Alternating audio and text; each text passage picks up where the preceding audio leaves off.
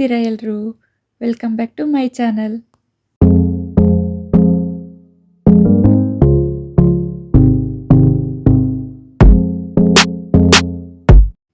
ಇನ್ನು ಬೆಳಗ್ಗೆನೇ ಬೇಗ ಎದ್ದು ಎಲ್ಲ ಕೆಲಸ ಮುಗಿಸ್ಕೊಂಡು ಹಾಸ್ಪಿಟಲ್ಗೆ ಹೊರಟಿದ್ದೀವಿ.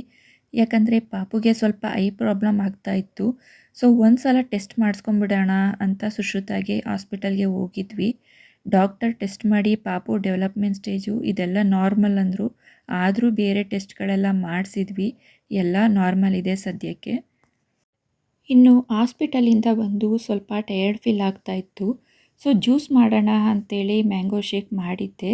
ಚಿನ್ನಮರಿಗೂ ಕೂಡ ಇದು ಮ್ಯಾಂಗೋ ಶೇಕ್ ಅಂದರೆ ತುಂಬ ಇಷ್ಟ. ನಾರ್ಮಲಾಗಿ ಮಿಲ್ಕು ಮತ್ತು ಡ್ರೈ ಫ್ರೂಟ್ಸ್ ಎಲ್ಲ ಹಾಕ್ಕೊಂಡು ಮಾಡ್ಕೊಂಡಿದ್ದೆ, ಹನಿ ಎಲ್ಲ ಮಿಕ್ಸ್ ಮಾಡಿಕೊಂಡು. ಚಿನ್ನಮರಿಗೆ ತುಂಬಾ ಇಷ್ಟ. ನೋಡಿ ಯಾವ ರೀತಿ ಚಪ್ಪರಿಸ್ಕೊಂಡು ಕುಡಿತಿದ್ದಾನೆ ಅಂಥೇಳಿ. ಅದೇ ರಾ ಮ್ಯಾಂಗೋ ಕೊಟ್ಟರೆ ಅವನಿಗೆ ಇಷ್ಟ ಆಗಲ್ಲ. ಈ ರೀತಿ ಶೇಕ್ ರೀತಿ ಮಾಡಿಕೊಟ್ರೆ ತುಂಬ ಇಷ್ಟಪಟ್ಟು ಕುಡಿತಾನೆ. ನಾಳೆ ಶುಕ್ರವಾರ ಆಗಿರೋದ್ರಿಂದ ಹಿಂದಿನ ದಿನವೇ ದೇವ್ರ ಸಾಮಾನೆಲ್ಲ ತೊಳೆದಿಟ್ಕೊಂಡ್ಬಿಡೋಣ, ಕೆಲಸ ಬೇಗ ಆಗುತ್ತೆ ಅಂತೇಳಿ ನಾನು ಇಲ್ಲಿ ಪಟ್ಟಂತ ಒಂದು ಪೇಸ್ಟನ್ನು ರೆಡಿ ಮಾಡ್ಕೊಳ್ತಾ ಇದ್ದೀನಿ. ಒಂದಷ್ಟು ಯೂಸ್ ಮಾಡಿರುವಂಥ ನಿಂಬೆಹಣ್ಣಿನ ಹೋಳುಗಳು, ಹಾಗೆ ಸ್ವಲ್ಪ ಸಾಲ್ಟು, ಹುಣಸೆ ಹಣ್ಣು, ಸ್ವಲ್ಪ ಟರ್ಮರಿಕು ಹಾಕ್ಕೊಂಡು ಒಂದು ಸ್ವಲ್ಪ ವಾಟರ್ನ ಆ್ಯಡ್ ಮಾಡಿಕೊಂಡು ನಾನಿಲ್ಲಿ ವಿಷಲ್ಗೆ ಇಟ್ಕೊಳ್ತಾ ಇದ್ದೀನಿ. ಈ ಪೇಸ್ಟನ್ನ ನೀವು ಯೂಸ್ ಮಾಡ್ಕೊಳ್ಳೋದ್ರಿಂದ ಒಂದೇ ಸಲಿಗೆ ನಿಮಗೆ ರಿಸಲ್ಟ್ ಗೊತ್ತಾಗುತ್ತೆ. ನೀವೇನು ಪೌಡರ್ನ ಯೂಸ್ ಮಾಡಿ ವಾಶ್ ಮಾಡ್ಕೊಳ್ತಾ ಇದ್ದೀರಾ ಅದಕ್ಕಿಂತ ತುಂಬಾ ಎಫೆಕ್ಟಿವ್ ಆಗಿರುತ್ತೆ. ಈಗ ಇದನ್ನು ಗ್ರೈಂಡ್ ಮಾಡ್ಕೋಬೇಕು. ಫುಲ್ಲು ಸ್ಮೂತಾಗಿ, ಸ್ವಲ್ಪ ರಫ್ ಅಂದರೆ ಮೀಡಿಯಮಲ್ಲಿರಬೇಕು. ತುಂಬ ಸ್ಮೂತು ಅಲ್ಲ, ತುಂಬ ರಫು ಅಲ್ಲ, ಆ ರೀತಿ ಒಂದು ಮೀಡಿಯಮ್ ಟೆಕ್ಸ್ಚರ್ನಲ್ಲಿ ಪೇಸ್ಟ್ನ ರೆಡಿ ಮಾಡ್ಕೊಳ್ಬೇಕು. ನೋಡಿ ಈ ರೀತಿ. ಇದನ್ನು ಸ್ಟೋರೇಜ್ ಕೂಡ ಮಾಡಿ ಇಟ್ಕೊಳ್ಬೋದು. ಒಂದು ಸ್ಪೂನ್ನಲ್ಲಿ ನಾವು ಎತ್ಕೊಂಡು ಯೂಸ್ ಮಾಡ್ಕೊಳ್ಬೇಕಾಗತ್ತೆ. ಕೈ ಹಾಕಿದ್ರೆ ಹಾಳಾಗಿಬಿಡುತ್ತೆ, ಅದು ಬೂಸ್ಟ್ ಬಂದುಬಿಡುತ್ತೆ.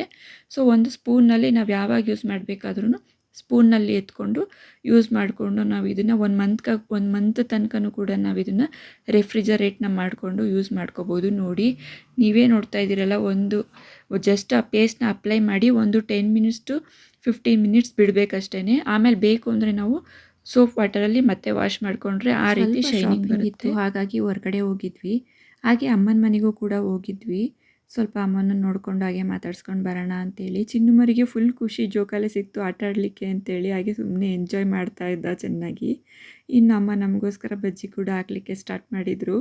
ನಾವು ಹೋಗೋಷ್ಟ್ರಲ್ಲಿ ರೆಡಿ ಮಾಡಿ ಇಟ್ಕೊಂಡಿದ್ರು ಆಗಲೇ. ಇನ್ನು ಅಮ್ಮನ ಜೊತೆನಲ್ಲಿ ಕೂಡ ಸ್ವಲ್ಪ ಟೈಮ್ ಸ್ಪೆಂಡ್ ಮಾಡಿ ಅಲ್ಲೇ ಊಟ ಕೂಡ ಮುಗಿಸ್ಕೊಂಡು ನಾವು ಮನೆಗೆ ರಿಟರ್ನ್ ಬಂದಿದ್ವಿ. ಇನ್ನು ಇದು ಶುಕ್ರವಾರದ ವ್ಲಾಗ್ ಆಗಿರುತ್ತೆ. ಬೆಳಗ್ಗೆನೇ ಎದ್ದು ಟಿಫನ್ಗೆ ಗೊಜ್ಜು ಅವಲಕ್ಕಿ ಮಾಡ್ಕೊಳ್ಳೋಣ ಅಂತೇಳಿ ನಾನಿಲ್ಲಿ ಪ್ರಿಪೇರ್ ಮಾಡ್ಕೊಳ್ತಾ ಇದ್ದೀನಿ. ಇನ್ನು ಕಡಾಯಿಗೆ ಸ್ವಲ್ಪ ಆಯಿಲ್ನ ಹಾಕ್ಕೊಂಡು ಅದಕ್ಕೆ ಟರ್ಮರಿಕ್ನ ಆ್ಯಡ್ ಮಾಡಿಕೊಂಡು ಕಲಸಿಟ್ಟಿರುವಂಥ ಹುಣಸೆ ಹಣ್ಣಿನ ಗೊಜ್ಜಿನ ಹುಳಿನ ನಾನಲ್ಲಿ ಮಿಕ್ಸ್ ಮಾಡಿಕೊಂಡು ಕುದಿಯೋದಕ್ಕೆ ಇಟ್ಕೊಂಡಿದ್ದೀನಿ.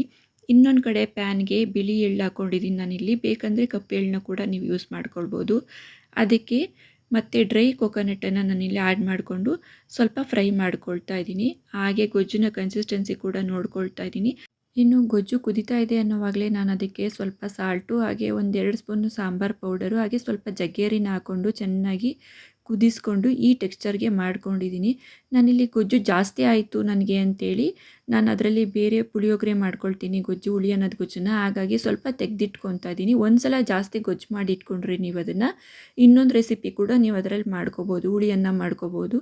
ಹಾಗಾಗಿ ನಾನು ಸ್ವಲ್ಪ ಜಾಸ್ತಿ ಮಾಡಿ ಎತ್ತಿಟ್ಕೊಂಡಿದ್ದೀನಿ. ಈಗ ನನಗೆ ಎಷ್ಟು ಬೇಕೋ ಅಷ್ಟಕ್ಕೆ ಮಿಕ್ಸ್ ಮಾಡ್ಕೊಂಡಿದ್ದೀನಿ. ಅವಲಕ್ಕಿನ ನಾನಿಲ್ಲಿ ಒಂದು ಗ್ರೈಂಡರಲ್ಲಿ ಸ್ವಲ್ಪ ಪೌಡರ್ ಮಾಡಿಕೊಂಡು ಸೋಸ್ಕೊಂಡು ವಾಶ್ ಮಾಡಿ ಇಟ್ಕೊಂಡಿರೋ ಅವಲಕ್ಕಿನ ನಾನೀಗ ಮಿಕ್ಸ್ ಮಾಡ್ಕೊಂಡಿದ್ದೀನಿ.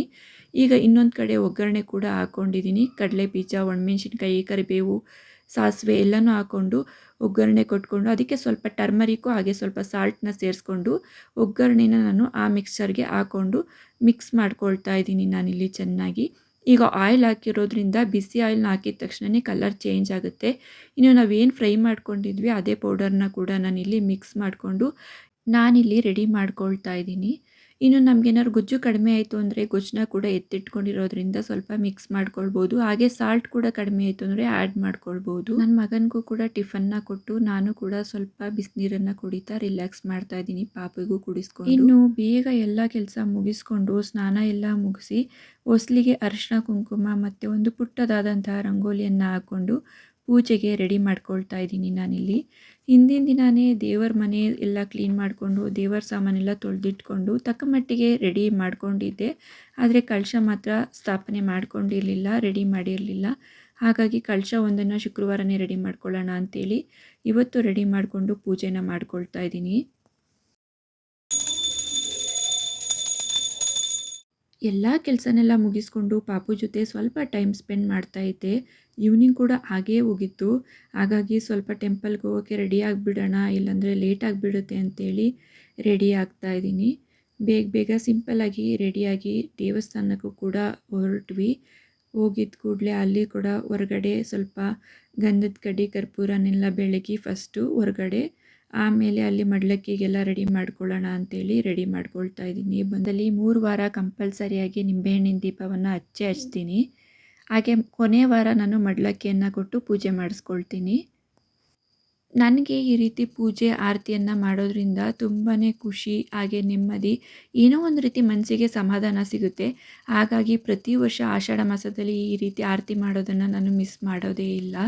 ಹಾಗೆ ನಿಂಬೆಹಣ್ಣ ಕೂಡ ನಾನು ಮನೆಯಿಂದನೇ ರೆಡಿ ಮಾಡಿ ಇಟ್ಕೊಂಡು ಬಂದಿದ್ದೆ. ಸ್ವಲ್ಪ ಇಲ್ಲಿ ಜಸ್ಟ್ ಅಲಂಕಾರ ಮಾಡಿಕೊಂಡೆ ಪ್ಲೇಟ್ಗೆ ಹಾಕ್ಕೊಂಡು. ಹಾಗಾಗಿ ಸ್ವಲ್ಪ ಬೇಗ ಆಯಿತು ಆರತಿ ಮಾಡಲಿಕ್ಕೆ. ಇನ್ನು ಪೂಜೆನೂ ಕೂಡ ಮುಗಿಸ್ಕೊಂಡೆ. ನಾನು ಆಚರಣೆ ಮಾಡ್ಕೊಂಡಿರುವ ಪದ್ಧತಿಯ ಪ್ರಕಾರ ನಾನಿಲ್ಲಿ ಪೂಜೆನ ಮಾಡ್ಕೊಂಡಿದ್ದೀನಿ. ಹಾಗೆ ಇವತ್ತಿನ ವ್ಲಾಗ್ ನಿಮ್ಮೆಲ್ರಿಗೂ ಖಂಡಿತ ಇಷ್ಟ ಆಗಿದೆ ಅಂತ ನಾನು ಅಂದ್ಕೊಳ್ತೀನಿ. ಇಷ್ಟ ಆಗಿದ್ದರೆ ದಯವಿಟ್ಟು ಶೇರ್ ಮಾಡಿ, ಹಾಗೆ ಲೈಕ್ ಕೊಡಿ. ಸಬ್ಸ್ಕ್ರೈಬ್ ಮಾಡೋದನ್ನು ಮರಿಬೇಡಿ, ಹೊಸಬ್ರು ಯಾರಾದರೂ ನನ್ನ ವ್ಲಾಗ್ನ ಎಂಡ್ ತನಕ ನೋಡಿದರೆ. Thank you so much for watching.